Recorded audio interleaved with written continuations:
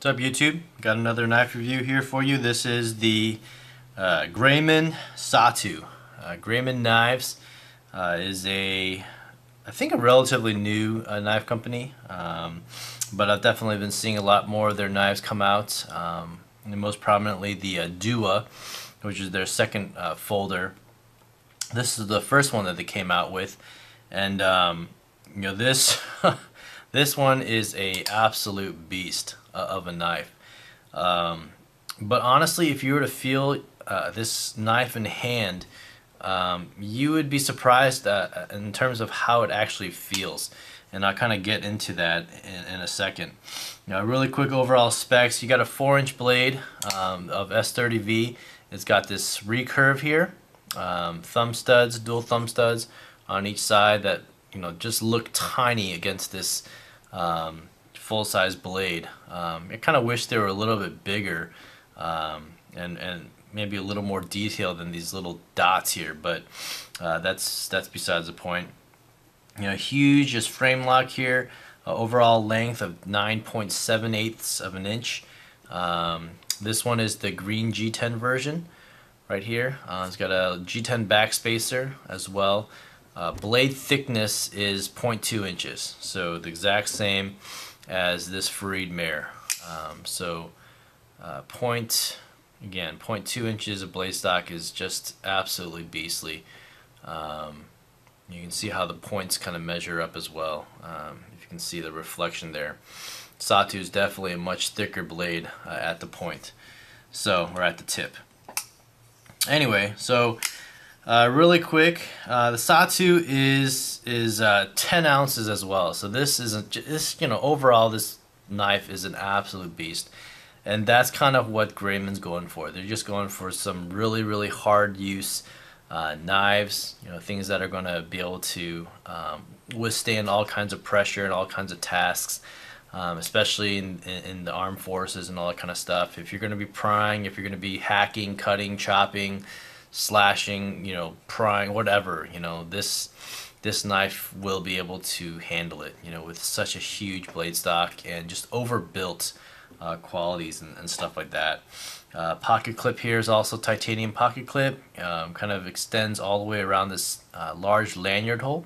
So they make sheaths and I think molle clips and stuff like that you can attach it to your vest if you're in the armed forces. I'm not, so I kind of just strap this to my pocket, and you know what, it actually sits surprisingly well in the pocket. When it's closed, the blade doesn't protrude much out of the frame, so it kind of just sits in there. About this much stands out, and it's not too bad. If you're wearing carpenter style pockets where it comes in from the side, then it definitely gets in the way. But if you're like jean pockets and pockets where it actually sits like this, it's actually not too bad in the pocket. I have plenty of room to slide my hand in to grab my keys and all that kind of stuff. And yeah, so this knife is just an absolute beast. Barely shorter than my Fareed. Actually, maybe it's about the same. If I put it, heel to heel and tip to tip, it's pretty much about the same. But the blade on this knife on the Fareed is larger at 4.6 inches. Here's the Hinder XM24. Shorter by probably about half an inch. Here's the Sebenza. So absolutely just dwarfed by, you can almost fit two Sebenzas, height-wise, into this knife here. Blade especially is just crazy. And then here's my titanium military. Much thinner as well. You just see how thick this knife is in comparison to say the military. It's just, you can't even compare it how thin the military is compared to the Satu. Obviously this is a hard used knife. Really quick, here's my Martin against this knife. It's just a joke. It's like he crapped him out or something. But anyway, the Satu is a really cool folder. It's very comfortable. the very hard jimping, so it really grips into your thumb, and you can even grab up here if you really have to for precision cutting. One thing, if you guys know about Grayman, you know, when they send the edge, I think now they changed it. You can order, I think actually I don't know if they charge extra for it or not. I don't think they do. But you can either get a toothy edge, you know, from them, or you can get a polished edge. This one came with a toothy edge, and I put this on my wicked edge for about 10-15 minutes and just figured out the angles on this knife, and I just polished it out. You can see on this one, right at the, you know, right where the grind begins, where, you know, those are some of the original grind lines. So I didn't quite hit the exact angle, but I didn't want to come in too shallow. This one I believe was at 24 degrees or 23 degrees. This one I was able to hit exactly. So you can see that polished edge right there. I got rid of all those grind lines. This one was, you know, on the right side of my wicked edge, and so that one was at about 24 degrees, I believe, 24 or 25 degrees. And it was just really easy to polish out the recurve and the belly, and this one just super smooth now, and just slices through paper easily. With the toothy edge, I wasn't able to slice through paper at all, you know, honestly. And again, 10-15 minutes on the wicked edge, and now it's perfect, you know, just the way I want this knife to be. This is an absolute just beast and user knife, you know. It just wants to you know, punch through walls and cut down boxes and strip down, you know, everything in my garage, you know, if it could.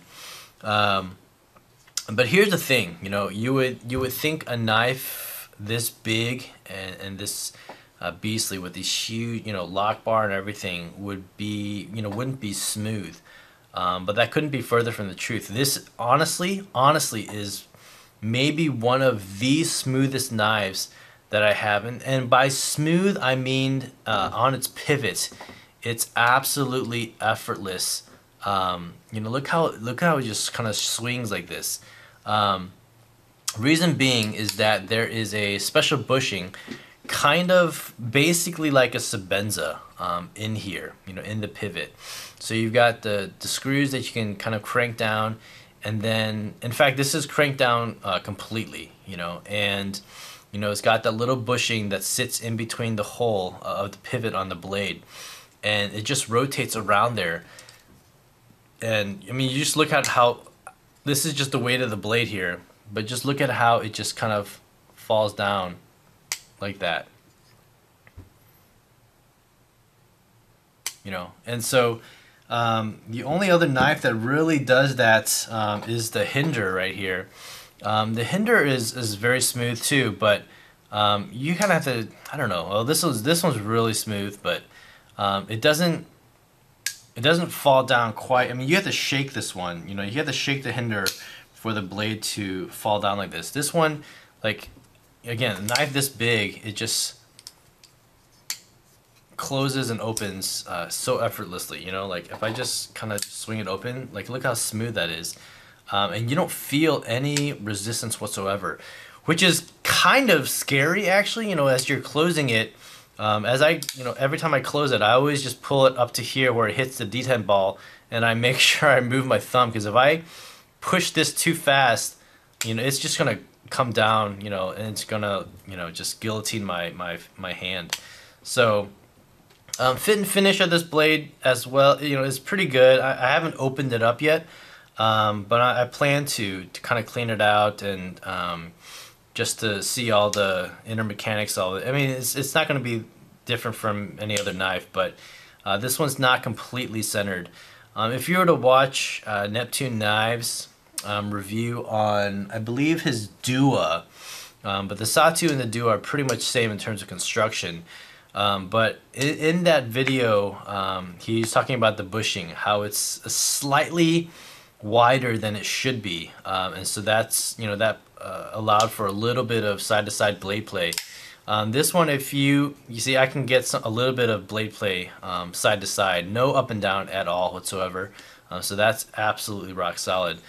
But side to side, if I force it, you know, with a knife this big, yeah, so I'm debating whether or not I'm going to do that with the pivot or not. But again, it's so smooth right now that I don't know if I really want to mess around with it. You know, probably the most solid knife that I've ever owned is this Hinder 24. Like you cannot muscle like anything, any movement whatsoever in this knife. That's how well built it is. You know, this Freed, well, this one's pretty, you know, they're solid, but I feel like I could, if I really wanted to muscle it, like I could get some blade plate, but this one absolutely not.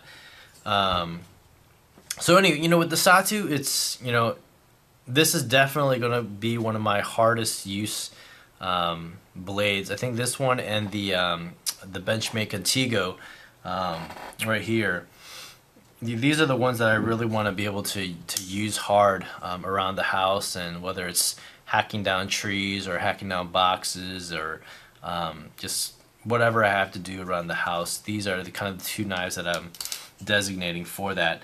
But this one, you know, it's, you know, with the large handle, there's really no hot spots in general. Maybe like right here, there's this little hump for my hands that are moderately sized. Kind of sits right here on this on the padding of my ring finger, and if I'm squeezing a little too tight, I can see how that would become a little hot spot right there. But overall, you know, this knife is, for its size, is surprisingly comfortable. It's surprisingly capable as well now that I've sharpened it and everything like that. And it's just surprisingly smooth. You know, this could actually, you know, for me, I've EDC'd it for a couple of days, and it's pretty comfortable. Again, depending on what pants I'm wearing.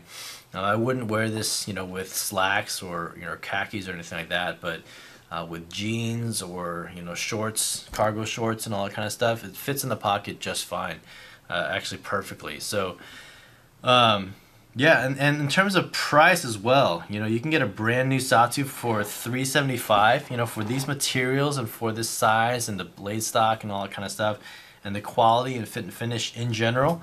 $375 is a steal. It's probably one of the best values out there, especially if you are a actual knife user. You know, as a collector, you know, it's definitely a collector's piece and all that kind of stuff, but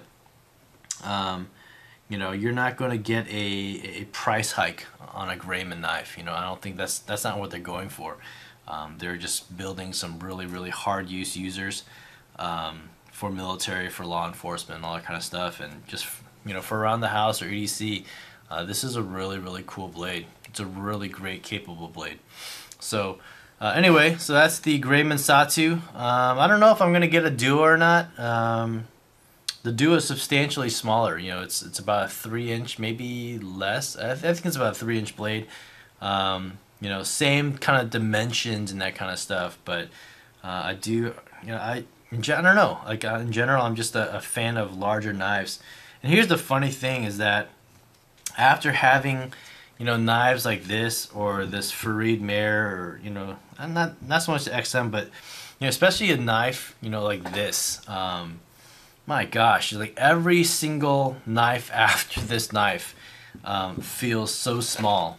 I just traded for this Lion Steel that I'm going to do a review on as well. Not a review, I'm just going to show it off, right? I don't know, man. I'm doing it here, maybe I don't have to do it later. But I used to think the Lion Steel, this is the aluminum version, so maybe that's a factor too. I got rid of my titanium version. But I used to think that this knife was big. You know, and after you handle a Satu, like a butcher knife seems small, honestly. You know, like this knife feels so light in hand, and, you know, it's like disappears in your pocket. Everything about this knife just feels super small, super comfortable. The Sebenza as well, you know, it just disappears in your hand. It's what it feels like, you know, after handling a Satu. You know, 10-ounce blade. And yet it's comfortable, you know. So I think that's what's amazing about this Satu. So anyway, check it out. You know, Grayman Knives is a, you know, just small little mom and pop shop type knife company, and but they're putting out some really great stuff. So this and the Duo, based on this one, I think I would be able to recommend the Duo as well. So check it out, Grayman Satu. Let me know what you guys think about this knife down in the comments down below. Alright, thanks guys for watching, and I'll see you guys in the next video. Alright, bye.